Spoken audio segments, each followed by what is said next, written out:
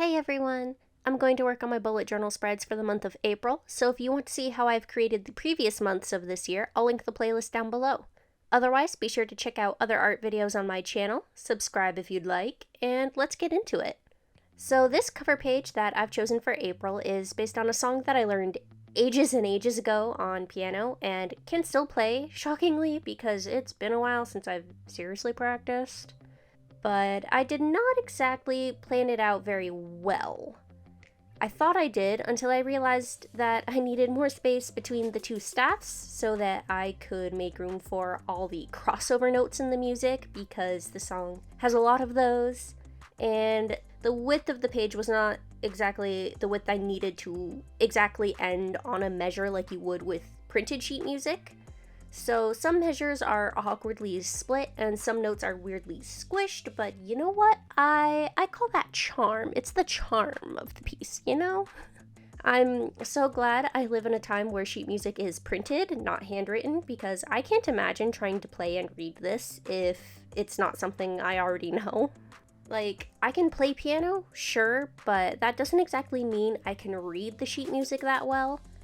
I'm dyslexic, and unfortunately, I feel it hits me hardest when trying to read sheet music. All the parallel lines just do not do my eyes any favors. But I also can't name the notes to save my life.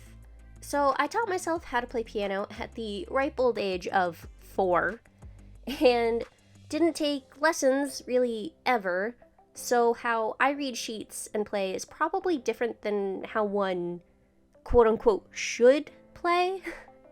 I sort of play by ear in that I know when something sounds off, be it in the wrong key or the wrong timing. But if I listen to a song and then try to play it without sheet music, I couldn't do that either. I can't listen to a note and tell you what note it is. It's just, I don't know, it's weird, okay? I know. Anyway, this is one of the songs I can play. It's called Kiss the Rain by the pianist, it goes by the name YIRUMA. He's a Korean composer.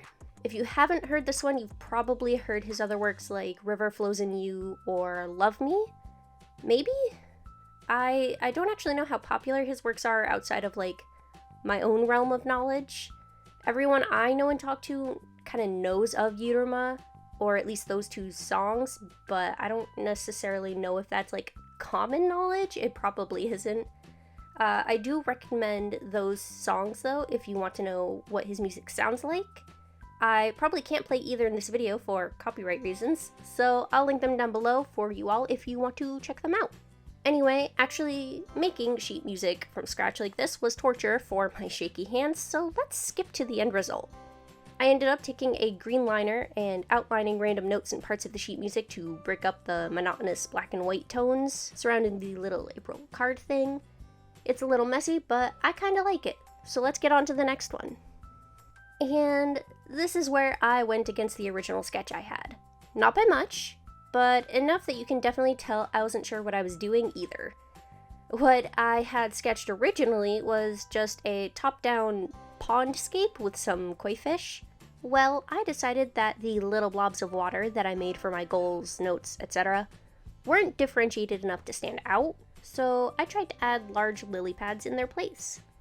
And I got the sizing off because I didn't know how big they needed to be, and I didn't want to cover up the fish, so some of the shapes are awkwardly wobbly. Which is sort of how the cover page went, so at least there's something linking them together. Otherwise, it's quite the shift in the aesthetic. I hate that word. Aesthetic. They sort of work together though. I can't explain how, I just think they do. The lining and coloring of the water blobs still took forever though, even with the awkward lily pads taking up a bunch of space. And while the smaller spaces made it easier to color in without oversaturating and ripping up the page, it just took so long. After that though, the rest was pretty easy. I just colored the outside edges of the lily pads and splotched some colors onto the fish. Oh, and then I took one of the erasable highlighters to fill in the rest of the white space in the water. The left side where the calendar month went up ended up being pretty bland by comparison, so I'm probably going to skip most of it. I did add a koi fish in the corner, but otherwise there isn't much to really say about it, so here's the finished result. I really like it a lot, and I'm excited to start using it. Skipping the tracker pages, where I track my video ideas, sleep, mood, and water intake, I begin working on the first week spread for the month. And this one, I actually start with laying some washi tape down the centerfold in place of what my original plan was, which was like to draw some like falling leaves and flower petals. I'll be honest, I was just lazy, and I want to actually use some of the washi tape I have stored up. That's, sort of what it's for, so that's what I did. Then I used the design of the washi tape to dictate the colors I picked, which was a combination of purple, pinks, and brown. I probably could have used a green, but the green liners I have are darker and more saturated than the lighter yellow-green that makes up the leaves on the washi tape design, so out the window. And I'm not sure what I was thinking when I sketched out this week, which was quite a while back. I planned these pages a couple months in advance so that I'm not stressed when filming all of these back to back. But there's something off about these triangle dividers. I don't know, they don't exactly fit with the washi tape, but at the same time, I don't really feel like changing it either, so I just went with it. Drawing them all out and filling them in took quite a while, and it was a bit repetitive, so be happy you don't have to watch it all in real time, or this video would be over 3 hours long. Fun fact, the original footage is, in fact, probably over 3 hours long, so imagine trying to render that. I think my computer would explode. Anyway, in the end, I added 2 more strips of the washi tape in the center because I felt it needed to look more connected as a spread, but other than that, it was finished. Well, on to the next one. In order to tie in the theme from the cover, I decided to dedicate 1 week spread to a similar concept. Thus, a bunch of tiny keyboards for each of the days and trackers and such. This one, while just as repetitive, was actually a lot of fun to make. It's just probably not a lot of fun to watch. I pretty much just use a pen and a ruler for the majority of this, though I do switch to a brush pen to fill in the black keys more quickly. I actually messed up one of the keyboards because I filled in the wrong lines, but I ended up fixing it like the next day with a paint marker, so if you see the mistake in the video, I know you don't. Also, my phone almost died during this part, so I had to go and charge it while I finished up the rest of the spread because I don't have a charging cable long enough to charge it and film at the same time. But I promise, you didn't miss much. To add some color, I picked an orange liner and added in all the words to the bars across the keys and called it good. It's a simple spread, but I think it's my favorite. I do have a bias towards music, but I mean, still. Something about it is just really pleasant to look at. And now to tie in the theme from the month spread. The only thing in this spread I had planned was the circle and the lines. I knew that inside the circle I wanted to draw some koi fish again, but otherwise I didn't have much else planned. It was going to be kind of minimalistic, but I don't know when to make myself stop, so I added more to it. Basically, once I had finished the lines and adding all the words, I felt very unfulfilled. So after I added the fish and colored in and around them, I decided that it needed to look more like a pond. And I added in a bunch of circles all the way around to act as a rock border. Then I colored it all in one shade of brown. Then it still needed something, so I added a darker shade of brown to shade around the rocks. And then, because I wanted to tie in the lines more, I added lily pads everywhere. I wanted to add them around the empty spaces too, but I wasn't sure what was going to be filled with notes when I got to this week, so I kept it pretty minimal. I wish I had washi tape with lily pads on it, because I think that would have gone great along the bottom, but oh well. I still like how it came out, even though it's not exactly cohesive. I don't know, what do you think? Let me know in the comments. For this last and final week, there's not much to say. If the other one was meant to be minimalist, this one's even more so.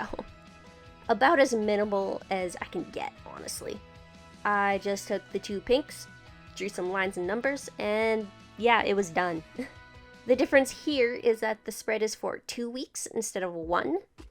This happened because of the way I planned out each month, and April happened to have days that spilled a little too far out to either end and made the 4-week plot kinda not workable.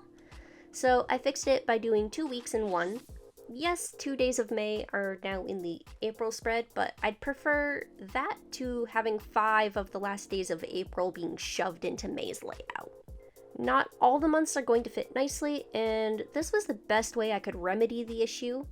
It did mean that I wasn't going to have a lot of room to add doodles or make it super artsy though, so that's the trade-off. I don't think I mind it though, because I kept my hand pretty loose with it, so it looks like organic still, you know, not rigid, like the definition of loose. So yeah, that's how this one came out. Pretty simple, but I like it. Here is the flip through of the entire month of April. I think the cover page easily took the most effort and time, but I'm happy with how it came out, and it taught me what to fix about it in case I want to do something like this again. Like leaving a lot more empty space than I think I need, because the notes take up so much more room once they're not actually on the bars. The month spread is nice and cute and took way too long, but I'm still proud of it. My favorite part was definitely making and coloring the fish, and they probably saved this from looking absolutely terrible. The tracker spread is the same as it usually is. If you want an explanation on it, you can watch the first bullet journal video I did covering my previous journals, as well as the start of this one. Otherwise, there isn't really anything to say. The first week spread is kinda busy, has a lot going on, but at least the color scheme is consistent. The second week spread is my favorite because it ties into the cover and it has a bunch of piano keyboards accented by my favorite color. It's a bit simple, but I still think it's my favorite of the bunch. The third week with the koi pond is probably my second favorite just because of the center little pond circle that I made on a whim. The rest of it is okay. I think I could have done more to make it cohesive, but all in all, a solid week spread.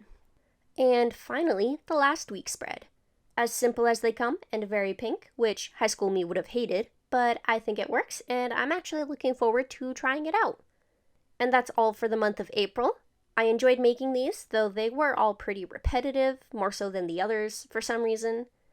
But I hope you enjoyed seeing the process. If you did, you can give the video a like or leave a comment down below telling me what your favorite part was, or maybe any ideas you thought of while watching.